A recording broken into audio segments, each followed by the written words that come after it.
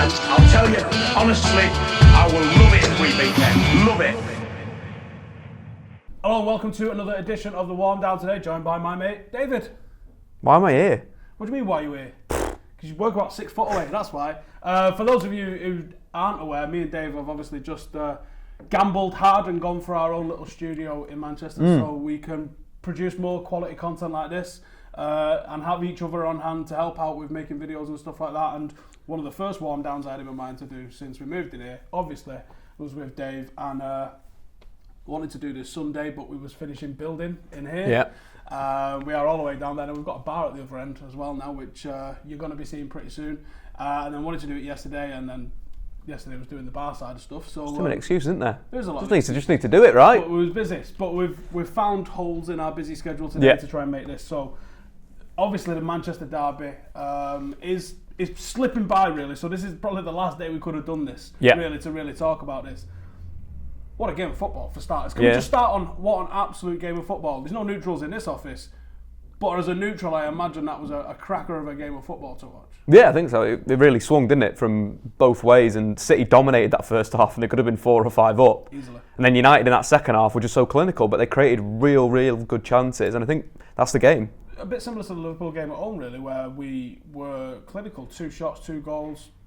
But I think with that, Liverpool didn't create anything, whereas City did create stuff. In the second half, no, Liverpool didn't. In the first half, they did. In the second half, they got. I'd still say the quality of those chances that Liverpool created were a lot less than the City. Like the City one, Sterling clean for on goal twice.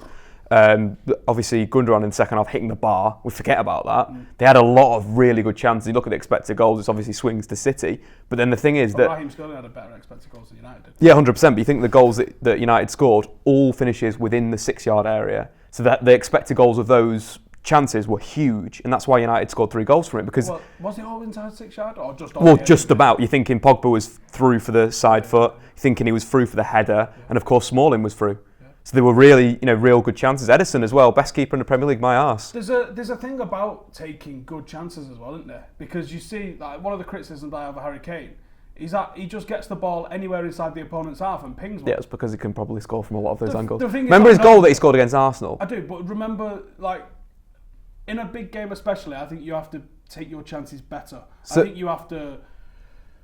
You can't waste possession on a 30-yard shot. No, you can if you've got the ball. You can't if you've not got the ball, and that's if you're a counter-attacking side, you've got to be clinical. Diego Milito is the greatest example of that. Inter Milan in 2010. Because Rashford might be the greatest example of that we could. Yeah, he's done very well, and it's a shame to not see him on the pitch. But at the same time, the system worked perfectly. I think then. The weird side is was it Mourinho's tactics at the start, or did he change something at half time that changed the game? Because we don't know. Well, we spoke about this yesterday, didn't we? Just literally in here before you dropped your video on it, about did we actually change anything, or did he reiterate what he wanted to do in the first half? We think defensively there was things that changed, but attacking, we're not really sure that things did change. We was just better going forward. We held better. We made better decisions in the second half with the ball. 100%. But there was some changes defensively. I think it's a weird one. It's like that the plan was there and then it worked in the second half. I think going forward, it was Lukaku on the right wing, long balls to Lukaku is how United were going to bypass the City press. The most, the highest amount of passes. That's Mourinho's go-to for the press, isn't it works though. It has to. And that's why the weird thing why we didn't do that against Sevilla, which was a whole new kettle of fish. Sevilla, I don't know you lot are at home that can't even say that there's been progress because we lost to Sevilla, but it hurts that Sevilla game, doesn't it? It's just weird. But the same time, we've done so well against Liverpool, Chelsea, and now City that there is that positivity side. And Arsenal and Spurs. But I mean, we obviously lost to Spurs 2-0 away at Wembley, and that was one of the worst performances we've seen under Mourinho. Since that, top 6 game, we look like we've actually sorted ourselves out. You think about the Chelsea game 1-0 down, City game 2-0 down, and there's a reaction. You think about the game away at Crystal Palace, another reaction, and before United didn't really have that. You felt if United were down. It feels like there's becoming character in this team. Yeah. I know we discussed this a bit yesterday, and I was saying I actually really enjoyed seeing Pogba doing the chest beating and stuff like that. Because it was good. I good. don't know that we've got that in our team. Yeah, you do need that, and I think it's nice to the thing I really enjoyed was that tactical foul on Otamendi. Brilliant tackle, Otamendi driving out the back. United don't do that enough. Exactly. City are really good at that. Yeah, but then if you want to be a top class team, Real Madrid do that. Casemiro is the best in world football at doing that. The Makelele role encompasses the Makelele foul. The Makelele foul is when the opposition's coming over the halfway line counter. It's like, fucking lift them. Yeah, but then you stop it even further than that. You stop it at point, and that's what Pogba did. He got booked and he kicked off, and that's fine. It's good to see Pogba like that. It's good to see Pogba energised. The other thing I was thinking about that I didn't actually talk about in my video is, why did Alexis Sanchez play so well? Because City weren't willing to spend the cash on him. He had something to prove. Maybe, yeah. He had something to prove in that game. That was his best performance in the United shirt. I thought the week before he was really good. Got 5 in the sub. A 5? One of his worst performances, he said. In fact, Joe, see if I can pull it up for you, actually, because the legends in the Patreon group posted this in there for us the other day, and I do have it to hand pretty easily. He scored a goal and got an assist, and he got I'll read it 5. out. Another hugely disappointing, he's not settling at United 5. And it was it wasn't the Sun, it was... I will find it. Sunday World, an Irish paper. Kevin Palmer is the journo. So Lukaku worked hard with limited service. Not a 9. Is this the derby? Yeah. Lukaku got a 5. Pogba got a 9, which I think is a bit giddy. He got a 5. Herrera got a 6. He created all 3 of the goals. It's horrific. It's a horrific.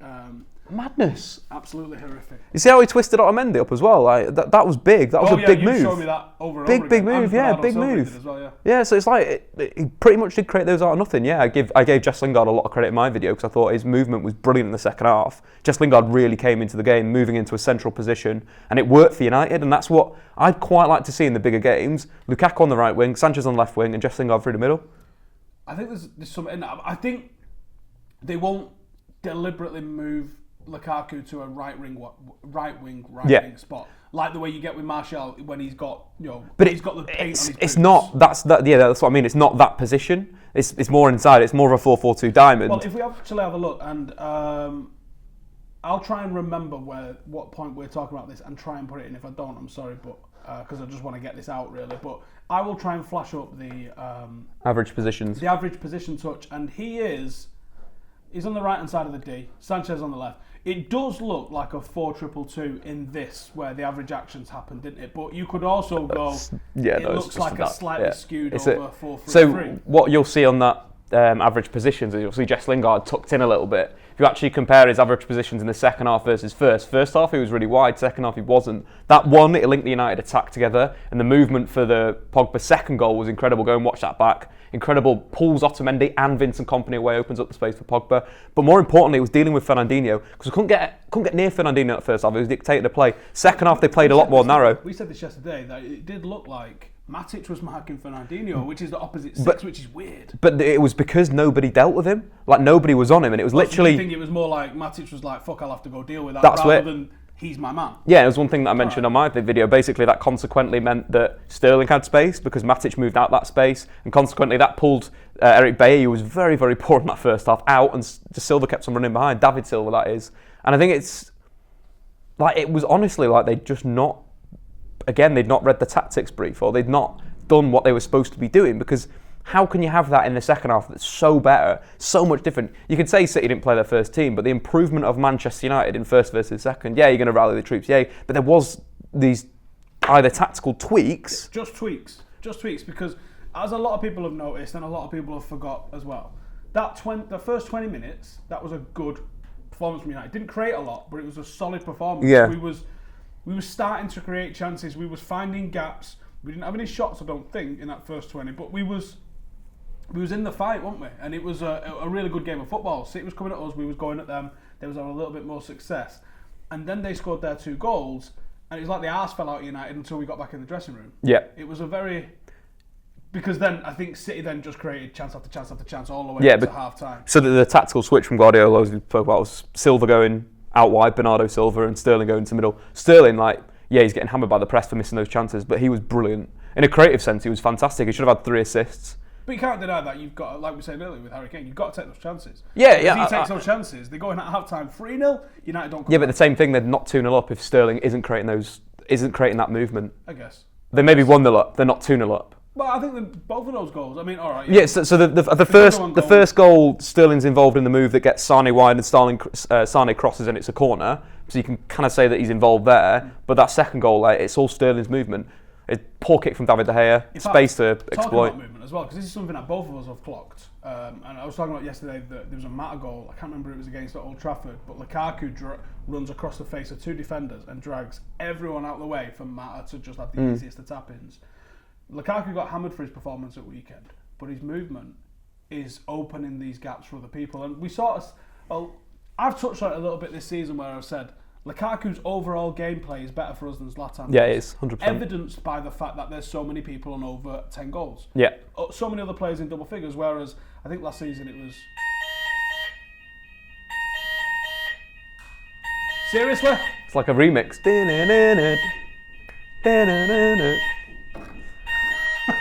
Fuck's sake. Well, that's a break. Half time at the warm down. We'll see you guys later.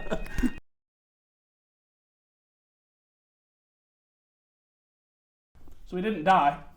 That's good. It was a false alarm. Imagine if the office had burned down after we took the gamble. That'd have been pretty rubbish. That'd have been really inconvenient, wouldn't it? Yeah, just a little bit. Anyway, so we were talking about Lukaku's movement before we didn't get burnt down. Yeah. And you think Lukaku's movement, even though he was criticised for a poor performance, I'll criticise him for the crap headers that that was to no one that he didn't win. That there was about 3 occasions unopposed. He jumps up for it, and it just falls behind him, and you're just like, yeah. But sometimes you have that, and then you do. For the second goal, who starts the whole thing? It's Eric Bailly to Lukaku, brings in Lingard, through Pogba, Sanchez, back to Pogba, goal. Like that's the thing. What that one part of the game that. Obviously, 3 times he didn't get the ball, but he created a goal. Well, not created a goal, he was involved in a goal in one of them, which was his hold-up play. And I think that's it with Lukaku, is that tactically he did a job for Mourinho, and that is why Mourinho likes him so much, because he always works, he's always tracking back. That's a big part of Lukaku's game that he's built at United. Didn't do that at Everton. He's a tractor of a man as well. So to have the energy to do that up and down the pitch and play 90 minutes, it's almost inhuman. It's just getting, it's just Lukaku, and I think that's what he's improved on. He's improved on a lot at United, and he's only been here 1 season. Imagine what he's going to be in 3 to 4 seasons. He's going to be absolutely incredible. How much of that's down to the work he's doing with Terry Henry? I think that's part of it. I think the finishing side maybe, but I think the work rate side of it is all Mourinho and his coaching staff. I think that you can only look at that he's listening to what Mourinho's saying. He's doing the hard yards, and that can only mean one thing for him as a player, as a footballer. He's going to get better and better and better. You know, I bang on about Darren Fletcher. Darren Fletcher is one of the most improved players over his career we've ever seen at Manchester United. You know, coming into the team a little bit one-dimensional, energy, and that was it, to being a really complete footballer. Think of the last goal he scored for United against City in the 6-1 defeat. That goal was incredible. Would he do that at the start of his career? No, but he grew, and that's what Lukaku is. He's still a young player, and he's going to grow. Yeah, definitely still a young player, and he's achieved a hell of a lot so far in his career at relatively mediocre teams. So Chelsea. He played. I know he played a handful of times. Yeah, I know. But Chelsea, I think, so it don't really count. No, he spent most of his career at Everton. West Brom. A decent spell at West Brom. Yeah. And scoring goals like West Brom have got a guy that scores what Lukaku scored for them. They were a better side then when he was there. But at the same time, he was a very good player there. So, you know. He was 19. Yeah. So he's a young man that's got a hell of a future. Where do you put him as United's player of the year? I'd say Lukaku for me. I really do. I think De Gea will get it because De Gea's made some absolutely unbelievable saves. But I think what Lukaku's done is his improvement, his all-round game, defensively how good he is now. His hold-up play is amazing. Like we're using him as a target man, like the game against City, like Liverpool. Like he's becoming complete, and I think he deserves a lot of plaudits. I think De Gea will get it, but Lukaku definitely should be number 2. What's your 3 for your nominations? Because I would have put Lingard, De Gea. Yeah, Lukaku. Probably will go with that. But then back end of the season, if Pogba starts turning it on again, start of the season was good, end of the season's very good. Probably not going to be in the mentions, but if he can have a solid season. He's had like 4 or 5, maybe 6 really mediocre games. Yeah. Bracketed by that Sevilla game. And obviously we win the Liverpool game without him. Yeah. I think people are going to go, fuck Pogba. I think, unfortunately, that's what a lot of United fans' attitude is. I think they've bought into the media perception that this is a guy that cares more about haircuts and stuff. Yeah, Probably criticised by Graham Souness, who used to have a perm. Yeah, it's complete rubbish at the same time. Like Pogba's, one of the most talented players in world football. Think about what he's done with his limited minutes this season. 5 goals, 9 assists, been directly involved in a goal every 124 minutes. For a midfielder, that's more than 1 every 2 games. So I think the thing with Pogba, it's about playing, it's about learning, it's about developing himself in a defensive sense. Basically what Lukaku's done and how he's learned, how he's matured as a player, Pogba needs to do that either in the off-season or the start of next season, where defensively he's a little bit more switched on, he's more aware in those situations. Like the criticism of the City midfield in the derby, they were awful defensively. They were so bad at tracking runners. They were, terrible at dealing with United in the final third. Who's man marking Pogba for both of his goals? No one runs with him. Yeah, it's an interesting one. No one goes with him, but at the same time, I think he runs off the back of Silva for the second one. The first one's Fernandinho. But you don't expect that of the City players. You don't expect Fernandinho to be good at tracking runners because he's very, very good on the ball. Like, you don't expect David Silva to track a runner. And that's kind of like where City are weak. If you can get them into their final third, however you do it, United going along to Lukaku, you get them there, we can tear them apart. And that's the big thing Liverpool will probably do to them as well. This is going out before the Liverpool game, fingers crossed. Obviously, it's at the boot camp. Yeah. Are we expecting that to go down? I think Liverpool are going to score, and that's going to kill the game. I think 3-1 City. 3-1 City. It's either going to be 3-0 City, extra time penalties, or I think it'll be Liverpool grab an away goal. One away goal will kill the tie. I reckon maybe 4-1 City, Liverpool to go through. I've got odds on that. Yeah. But I think Liverpool progress, but I think it's going to be a hell of a game. Yeah, it's going to be a good game of football. I think it's going to be like a B-Tech version of Paris and Barcelona. Was it a couple of years ago? Yeah, well, last year. Was it last year? Yeah. Which was one of the most bent games I've ever seen in my life. Neymar! Like, really? How many fucking free kicks and fouls and penalties did you get? Anyway, that's another thing for another day. Right, we asked you guys some questions on Twitter, so we'll get into those. And also let us know if you want to see us try and put something like this regular together. We don't know where that would live, but we think there's probably some scope for that, don't we? Nah, Monday morning, not with you, mate. Monday morning analyst, some shit like that. Where's all them questions gone? Right. From Jamie, says, considering how we now have pretty much secured second place, the laptop's a little bit far away, do you know what? Let's make this easier for ourselves. Get it over here, I can't see it. Considering we now have pretty much secured a place in the Champions League next year, what should we use the final few games to focus on? Youth. Agreed. Game time, formation, tactics, Sanchez and Pogba playing as much as possible. Then there's a few things. Victor Lindelof starting. Lindelof would be a shout because that, for me, solves the playing out of defence issue, which we clearly have. And the centre-half problem that we have as well, that we feel that we can solve that with money again, which may not be the best thing. Maybe it is about coaching and development. There is a lot of people asking about transfers. I don't like going to the transfer market constantly to do this when I think that you can probably solve it from within. Yeah. Is Axel Tuanzebe ready to start? I don't think he is ready to start. No. But if you give him the games, he might be an option at least to rotate in and out. Fosu Mensah for the right back spot. Yeah. Or the left back spot. One of the best games I've ever seen him play was at left back. I do think he's a number 6 ultimately, a bit of a destroyer. He's not really got the tactical discipline, but I think he could learn that. I think he's a right back, but we'll see. We'll see with him. Well, it's one of his best ever games was left back. And I think he's played left back for Holland as well. There's obviously the likes of the lads that we're talking about for nominations for the Under-18s Player of the Season. Mm-hmm. Greenwood, Burkhardt, Laird, Williams, all of these lads, O'Connor. Still got Chong and Gomes that have moved up. Are kind of ahead of them in the 23 squad, but would this be an ideal scenario now for Mourinho to almost stat pad his record with youth? Yeah. But also, we're not talking also around young players here, we're talking top draw players. But we can still win the league.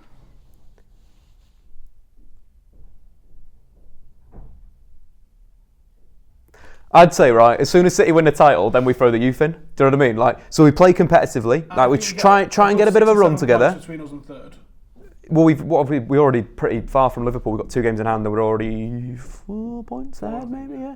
So I think the thing with that is I just play it competitively until City win the league, and then bam, just throw in all these young lads. I just say the last 3-4 games of the season at home, the home games. Maybe just say the away games we go fairly serious with. Home games, Angel, Tahith Chong. You see the big thing as well. That could be good for Mourinho's relationship with a lot of the players. Thinking a lot of them will be at the World Cup. Like, so Pogba, Nemanja Matic, Serbia are going to be the ones to watch for me, dark horses. You have a break today, lads. That's what I mean. Like, you have that month off, then your form in the World Cup is going to be incredible. And that's like the Messi Guardiola thing. So when Guardiola went to Barcelona, Messi wanted to play at the Olympics. He wanted to get the Olympic goal. And basically Messi missed the first 3 La Liga games. Guardiola's like, yeah, fine, go. But that bomb that he made then, That, because Messi really wanted that. Money in the bank. And that's what Mourinho could do with the likes of Pogba, the likes of Ashley Young. Could be his last ever international tournament. Why not say, we're going to play these young lads to give you a rest. Obviously, you're going to have to explain that. The management side of it's going to have to come in terms of people management, but could be a really good opportunity for Mourinho. Someone like Lukaku as well. Not Young, you could do that, but I think Lukaku, Pogba, players that are going to the World Cup. I think someone like Young who could go, couldn't go. No, I think Young's going to be the starting left back. For England? Yeah, Danny Rose is bang out of form. He's probably the big one. Luke Shaw's not going to be there. Sessegnon isn't a right back, a left back as we've discussed before. Off, Dave, of course he is. He's not at all. I still think that he's not guaranteed. So I would say Young, maybe not. Maybe Gareth Southgate still wants to see him. Then that means we'll see Luke Shaw maybe play more, or someone like Ethan Laird, or anyone that could come in and Borthwick Jackson. Someone to come in and just to play left back like that. There's no point. And again, you're building that bond and that connection with the squad. If you're like, look, I'm doing this because you're going to now smash the World Cup, and then you'll come back at United and then we'll win the league. Yeah, and you see Chong and Gomes can come in for the likes of Sanchez and Pogba. And that's the only thing I'd quite like to see more of Sanchez and Pogba. I think that needs... if I was saying it, I'd keep those two in there, because Sanchez ain't going to the World Cup. True. So Sanchez, pretty much for the rest of the season, left wing, try him on the right, try him as a striker, try him at left back, right back, centre half, see what he can do. But I think, so he's definitely in. I'd like to see more of him and Pogba together, and then maybe whatever around, that's fine. Eric Bailly could get a rest. Someone like a Victor Lindelof could get a rest, but then we want to see him. Wonder if he'd bring in Roshaun or Terrell Warren. I'd say Roshaun over Terrell Warren, maybe. Huge. Yeah. I wonder if you can see that. So you could, in theory. I mean, obviously you've already had Gomez already played, Borthwick Jackson's already played. But if he was going to debut anyone, I wouldn't mind seeing Ethan Laird. I really wouldn't. He's had a fantastic season. I mean, last season he's a goal scoring fullback. Last season got 20-something goals under 16s from left back. Crazy. This season, a real mature sort of aggressive sort of performance this season. He's in my nominations. I don't think he's going to get it because I think Greenwood's going to get it. Greenwood, he's an under 16. Could Mourinho debut an under 16? Again. No, I'd like to see someone like Ethan Hamilton as well. I think Hamilton's probably on the list because of the size of the guy. And yeah, he's had a good, very solid. He deserves the under 23 player of the season because he's had a real Darren Fletcher season where he's been consistent in a very inconsistent team. Yeah. So I think Hamilton would be an excellent shot. There's a lot of Scott McTominay in Hamilton, but I think Hamilton a bit better defensively. Scott McTominay of what Scott McTominay's done in the first team and what Ethan Hamilton's done in Scott McTominay had 23s. But that could be a guy that could come in. I think that'd be quite nice to see. Well, let's say United have also got some big games. We've got Spurs in the FA Cup and a hopeful FA Cup final. Again, you can just rest. Yeah, rest and rotate. Rest and rotate and give you... As soon as the title goes. That's the only... But if with the title's on, we continue to play the first 11. Well, Mourinho has to treat it like it's on, which is... But he does. 100%. It's still on. He does, because if City blow it against Tottenham, and then, I mean, City have got 3 absolute tap-ins of games at home, so they're not gonna. We're saying from Mourinho's point of view, you got to go. He's got to treat it like it's still on until it's not on. Yeah. Because if they get... There's 2 things that can happen. There's probably about 11 things that could happen, but there's 2 major things that could really throw City's season. First one being, if they go through against the odds, against Liverpool, they are going to not focus on the league. That's the rest players. If they get Real Madrid in the next round, they get Barcelona in the next round, Pepe's going to absolutely phone in those games. Yeah. And that is a chance for them to fuck those games up. The chances are they're still going to be strong enough to get the points that they need in those games. But there is from 0 to 100%, there is a small percentage chance that happens, right? So while that is on the cards, Jose has to go for it. Yeah, 100%. But 2 victories and it's over. 2 out of 5 is over. Yeah, for a team but then that means we also need to win every single game, right? We was jokingly talking about this yesterday, where I said, do you know what? How fucking... Wasn't joking, he was being deadly serious. How much of a piss take would this be if City did fuck it all the way up? Sky would come in their pants, wouldn't it? If they actually have a title running on the last day. It gets all the way to that last game of the season. City just need a point at that stage, and United have got Watford at home and can't get the fucking win. Nah, it'll happen. Marouane Fellaini will come on and we'll just chuck it up. Simple. It'd be a fantastic end to the season. But before going into the fucking realms of the non-reality, we're talking about City. One way for United to finish this season on a real high would be debut Greenwood, Laird, Hamilton, Roshaun Williams, Chong. Gomez more 5 minutes. awesome debuts, yeah. Get Gomez back in the mix, maybe Borthwick Jackson, maybe even a bit of Luke Shaw, remember him. Get some of those players out, get in game time, win the FA Cup, finish strong, because if we finish with 5 or 6 points of City, that's a pretty fucking good achievement. Yeah, successful. We're one of the most successful team ever City will be. Can break 100 points we've never seen in the Premier League. It's quite an achievement. It's just weird. There's a lot of Bayern Munich in this City side, where Bayern Munich used to win the league by like February. They're like, all right, we've already won the Bundesliga, sweet, let's have a beer and whatever. And then they'd switch off in the Champions League, and that's one of the reasons why Guardiola was unsuccessful in the Champions League, is because competitiveness fell out of his own league. And there wasn't that. I don't think that's been the case with them in Liverpool. I think they was tactically naive. No, but what I mean there is that it's like, if City were to go to the semis and the final, they're not, and they've won the league next weekend, or they'd won the league last weekend, different kettle of fish, and it's a different management, and it's a different, you're playing every 2 weeks or whatever, 2 weeks, and then you're playing 2 games in 2 weeks. It's a different mentality. Champions League finals, 26th of May. So there's a lot of time. There's basically a month where you're not playing competitive football. God, yeah. So, yeah, well, I don't know. We are going to be doing some stuff about the Champions League final. I knew we think it's going to get there on One Football in a bit, so go check out that One Football when we drop it out. Let's have a look at a couple more questions before we wrap it up. Yeah, we've. Who should be the next United manager after Jose has completed his project from Farouk? It depends on Jose. when he goes. Depends when he goes. Yeah, you never know where he's going to go. I do think we're grooming Poch. I don't like his attitude to the FA Cup. I do this year because it might benefit us, but I don't really like his attitude to the FA Cup. He says winning the FA Cup's not going to instill a winning mentality in this team. It's kind of right. I disagree. It's getting that winning mentality comes with trophies back. It comes in you're winning trophies. Maybe what he should have done is focus on the Europa League when he was in there. They're beaten by a good Thomas Tuchel side, but a Thomas Tuchel side that if Poch really put his mind to it could have unlocked. Anti's Red says, are there any players in world football that you would liken to Ryan Giggs, either in current style or potential? That's a good question, but no. Early Ryan Giggs, Wolves Zaha's got that sort of constantly twisting and turning, but not. No, but he's more going to be coming inside and shooting. Giggs very much byline, touchline. Giggs would do the constantly chopping that Zaha does in terms of like one move, but there is nobody else I can think of. It's because football's moved on. I think tactically wingers aren't trendy anymore. They're a rare beast, aren't they? Actually, a byline winger. Is there a future for Tony Marshall at United, considering Sanchez will play on the left in a 4-3-3? Yes. I think someone's going to go though. Someone surprising. Be that Mata or somebody. Yeah, it's football, isn't it? A couple of people are asking what's going on with Marshall and that. Can we play counter-attacking football and still satisfy the fans, says Farouk? No. I think we can. We can't satisfy the fans. That's the problem. Doesn't matter what we do. We were in a treble. Should have been a quad. Yeah, a quad. We should have won 5 trophies that season. We should have won the FIFA World Cup as well. I think you can. I think if you did it to the level where Madrid do it. Yeah, but Madrid don't play counter-attacking football. It is counter-attacking. Madrid play flexible football. United play flexible football. Yeah, but Madrid play flexible football. Madrid can switch between a 4-4-2, a 4-4-2 diamond, a 4-3-3, a 4-5-1 seamlessly. Each one of those systems, they can play differently. Are we not on the road to that? When we're not flexible enough, I don't think we're not as good as Madrid are in their different systems as ours. I think you could have just left it as we're not as good as Madrid are. But that's what I mean. That's why we're not. We are just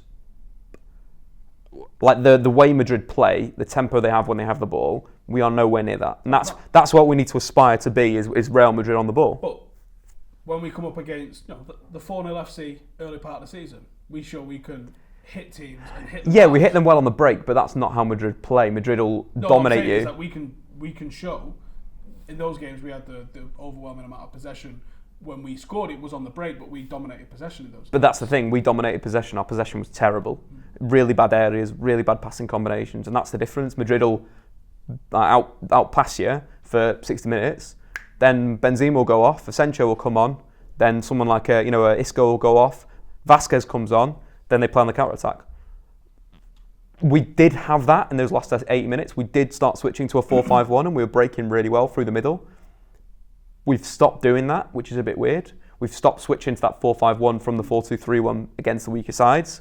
Not sure why, because it worked really well. The central break for United was fantastic in that first. But also with... I think a lot of it was down to Mkhitaryan. I was just about to say, a lot of it was down to Henry Mkhitaryan. But It was. you have one argument, you're out. If he doesn't fit in, and He did fit in. I don't think he didn't fit in. He fit into United's counter-attack. He didn't fit in personality-wise in terms of a lot of the stuff. And then there was the rumoured whatever happened in an analysis session. Yep. But supposedly he's a fucking full-on weirdo, so whatever. Like you. You'd suit him then, wouldn't you? What do we need to take this team to an elite level next season? Says Yash. Tony Cruz. I still think we need another defender. I still think we need to sort fullbacks out. But yeah, I think that doesn't necessarily mean in the market. Yeah. I think you might have I don't think you're going to get it because I don't think he likes Luke Shaw, full stop. So it's not going to be Luke Shaw if it's anyone, I think, unfortunately. What's the biggest issue facing managers of top 6 sides for next season? Obviously, let's start. Consistency. Let's go City, United, Tottenham. What's the biggest issues for City next season? Teams figuring them out. Retaining it, yeah. They'll have to change a formation or they'll have to change something. If they don't, they won't evolve, then teams will catch them up. If they also spend 200 million, could that rock the ego boat? I don't think that's... I think it doesn't matter who you sign, you need to change something. Whatever it is, Guardiola obviously at Barcelona pretty much went from a 4-3-3 to a 3-4-3 because they had so much of the ball, he moved it on. Guardiola's tried that a bit at City with a 3-5-2 at the start of the season, didn't quite work. Maybe a 3-4-3 could work a bit better with the certain players that they have. Sterling as a false nine, I'd like to see that consistently. I think if you do that, if you play Sterling there, he's going to score 20 Premier League goals. I do kind of hope that they blow a load of dough on some big names in the summer. They don't. That's the thing. They don't need to. No, they don't. But then that would imbalance their squad. Is the thing. That's what I'm hoping. When they have Benjamin Mendy back, they're going to be even better. He's unbelievable. He's probably one of the best left backs in world football. When fit. Biggest issue for United next season? Consistency and competitiveness. I think the biggest issue is the defence just as a whole, whether that means transfers, system, mentality. It's just the defence. Just something needs fixing with the defence. Playing out from defence. Just fucking defence. Yeah. And it's not because we're conceding a lot of goals. We don't concede a lot of goals. But I think there's a duality to what defenders have to do, especially fullbacks. When you're in a team like United, there has to be an attacking element to them, and we have to fucking cross the ball more. If we cross the ball more, I don't think we need to cross the ball more. We need to cross the ball from better positions. All right, we need to. So we don't need to. We cross the ball a lot. Man United crossed the ball a lot under Mourinho. I don't think we do. So last season they were the second highest crosses per game in the Premier League behind Southampton. So we don't need to cross more. We need to cross from better areas. We need to make better decisions in the final third when we're wide. Is what we need to do. Dustin says, how often has United approached you about the content you create? Never. No? They've never had a question about something we've made. Apart from that's pretty sick. Great stuff, Dave. I don't think they've said that to you, but... They've obviously approached us to do stuff with MUTV. Yeah. But they've never gone, you can't say that, you can't do this. No, they've never said anything like that. You know, why would you want to... I don't even know who would contact you. But that's the thing, I'd never want to be that person. I'd never want to be in a situation where I've made some content that's that dodgy or that, Paul Pogba's absolutely rubbish. It's boring stuff. I find that absolutely boring as anything. There's no analysis in that. Or Paul Pogba's had a bad season. Obviously, pre-Derby, we're talking, taking the miss. The piss. We may need to... I've got to go to a cycle class, a spin class. All right, we'll wrap it up there. Dave has joined Patreon, so... yeah, if you want to check it Patreon out. Content, you get his podcast on there. And if you're not on my Patreon, you're missing out because I'm going to be talking about what's really going on with Marcus Rashford and these transfer rumours. That'll be out tomorrow, Wednesday. So go and check that out. The link for my Patreon and Dave's will be in the description below. Thank you for watching. Subscribe and hit the notifications because YouTube is properly... Turn that bell on. And on his as well. Yeah, you might as well if you want. Just change it to all notifications because YouTube is showing about 20% of people the notification. So even when you subscribe, they don't tell you, wankers.